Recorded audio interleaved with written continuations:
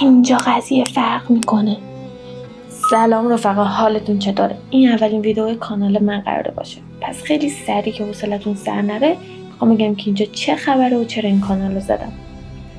خب از اونجایی که من عاشق انیمیشنم و دوست دارم یه روزی بتونم هر چیزی که دلم میخواد تبدیل به انیمیشن کنم، فهمیدم اولین گام یاد گرفتن یه نرم افزار سه‌بعدیه که برای انیمیشن مایا بهتره، ولی از اونجایی که پیچیدگی داره و ما تو ایرانیم و کلی تحریم و اینا، فهمیدم بلندر خیلی راحت تر یاد گرفتنش.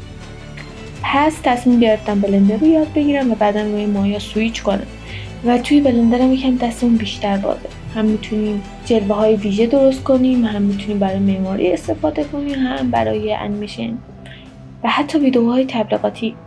اما وقتی شروع کردم به یادگیری، وسطش فکر می‌کردم یا بقیه کارا رو اولویت می‌ذاشتم و اینجوری شد که یادگیری میافتاد بعدن، همون بعدنی که هیچ وقت قرار نیست بیاد. پس اینجام تا نه فقط به شما بلکه به خودم هم میخوام کمک کنم. حالا چجوری؟ همون جوری که من دارم یاد میگیرم از منابع مختلف برای شما بتونم منسجم‌تر بگم و چی از این بهتر، هم من تازه‌کارم هم شما و اینجوری با هم پیشرفت می‌کنیم.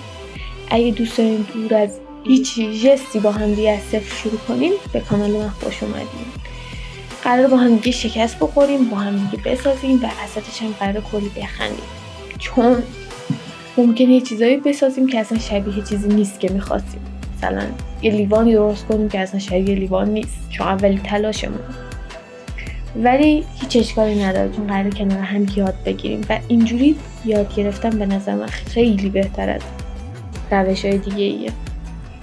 و در مورد بلندر، از اونجایی که همه جا آموزش نصبش هست، من دیگه ویدئویی برای این اختصاص نمیدم که حوصله‌مون سر نره، ولی لینک سایت اصلیشو توی دیسکریپشن میذارم که میتونی از همونجا دانلود کنی. ولی اگه سوالی داشتین توی کامنت ها بپرسین، حتما جوابتون رو میدم. پس تو ویدئوی بعدی میبینمتون. بای بای.